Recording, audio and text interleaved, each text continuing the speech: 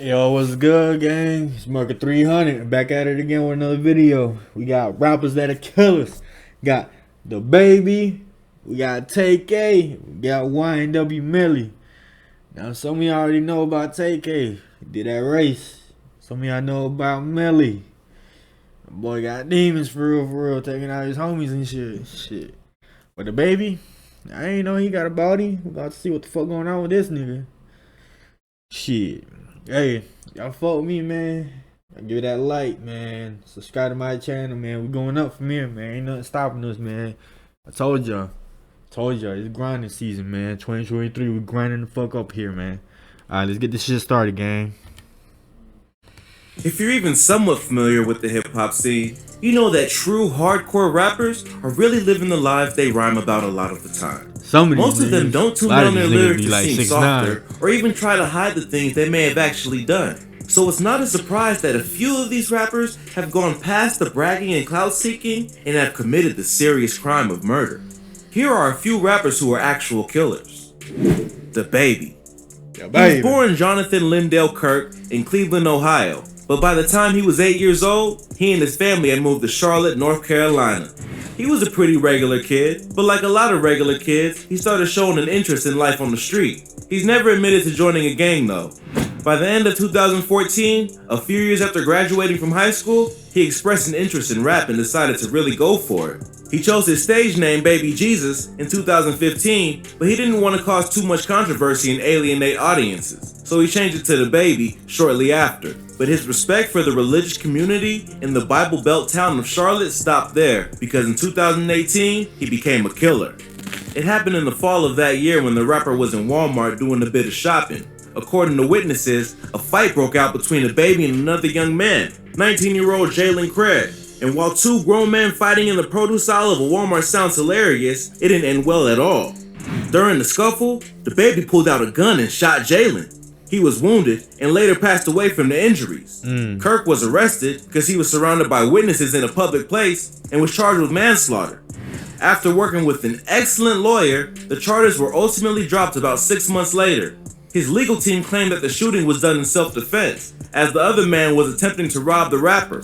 He didn't get off totally clean though. 2 months later, he was found guilty on weapons charges since he didn't have a license to be carrying a concealed weapon in the first place. A simple year of probation was all he racked up for that charge. TK. That money, Taymor man. McIntyre got into rap early on in his life and got serious about it pretty fast. To jumpstart his career, he formed a rap group called Daytona Boys in his hometown of Arlington, Texas in 2014. He was only 14 at the time, so it shows some... I still think it's crazy this nigga TK dropped a song called The Race, my nigga, while he was doing the race. I ain't gonna cut. I missed that era, man. That shit, what? That was one wild ass year. I ain't... So many niggas go crazy on that. You got damn, it's like damn, motherfuckers really catch somebody, man. Shit. Real ambition. The group began recording with a couple of local rappers, Pimpies and Santana Sage, which brought further attention to the young hip hop group. They started releasing their hip hop tracks on SoundCloud, but it was pretty obvious that they were just kids and didn't know much about the production part of music making. The songs came off as silly and amateurish, so while locals were listening, they weren't necessarily liking what they heard. Tay got tired of being dragged down by a group that didn't share his ambition and set out on a solo career. He released his first solo in 2015 and hit the sweet spot with fans. The positive attention gave him a boost and he kept working. His most infamous track to date, though, is The Race from 2017, which made headlines inside the hip-hop community and out of it. But what not a lot of people knew at the time was that it was based on reality and his race away from the authorities after he became a killer. The race technically started back in 2016, when TK and several friends came up with a plan to get cash and drugs. All they were going to do was just rob an acquaintance and that was it, nothing else. So he gets two girls, 19-year-old Megan Holt and 20-year-old Ariana Barat, to go into this guy's house to seduce him.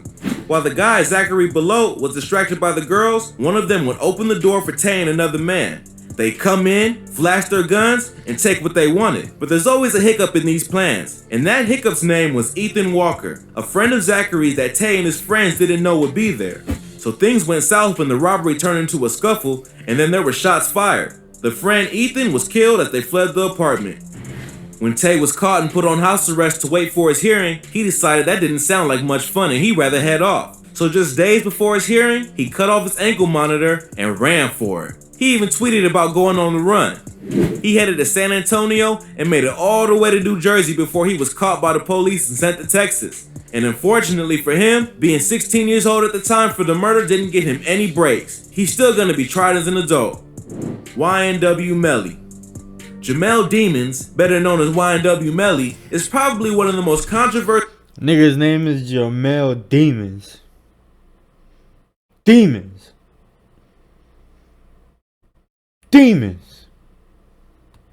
Rappers in the last few years.